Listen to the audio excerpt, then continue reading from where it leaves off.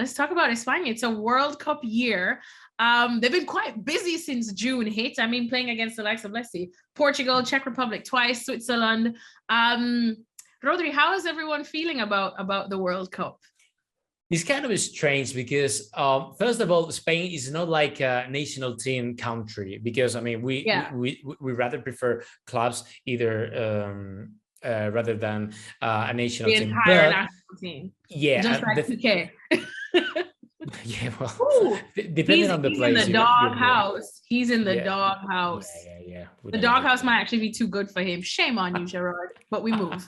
Yeah, the thing is that, you know, the feeling on the national team is kind of strange, because everyone is like, okay, we want Spain to win, but since Luis Enrique is not that close, is not that friendly to the press, people think that he's against everyone. So that's why, you know, Real Madrid fans, as long as he doesn't call up, you know, any guys from Real Madrid, they're kind of, you know, angry at Luis Enrique. And I don't feel that everyone is that identified with Spain as we were before, with David Villa, with Iker Casillas, with these kind of players. So that's why it's a sensation, you know, kind of strange. But the thing is that, you know, Luis Enrique, you cannot say anything against him, because last year he got to the semifinals of the Euro semifinals, and then he got to the final of Nations League, and he only lost to France. So that's why, you know, he's doing a great job without the big players that Spain used to have.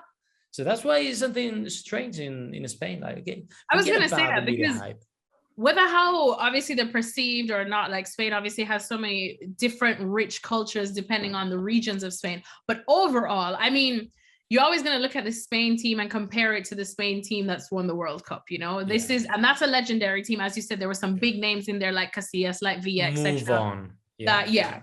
However, I think last year when we were just about to start the Euros, which was literally this time last year, I remember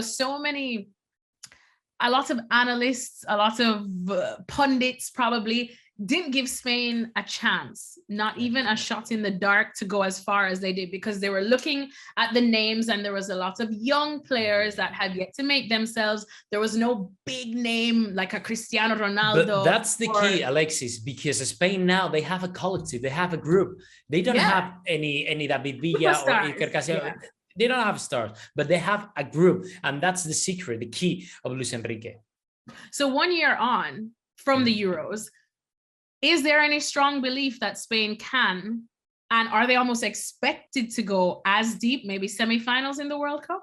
Yeah, I'm sure we will get there. I'm sure because I've seen those guys competing, and they compete, you know, at their best. And it's something that Spain never did that. I mean, since we don't have big names, you have to grow up as a collective. And that's why Luis Enrique, I mean, is working every single day on that. And I'm sure, you know, as we said, and as we saw, at the Euro, that they're going to reach very, very, very high. Because no one will expect that. Because when you talk about favorites of the World Cup, winning the World Cup, you would say Brazil, you would mention Belgium, France even, but you would never mention Spain. And that's where Luis Enrique is going to make the surprise.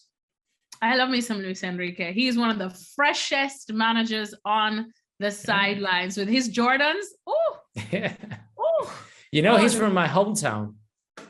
With the North.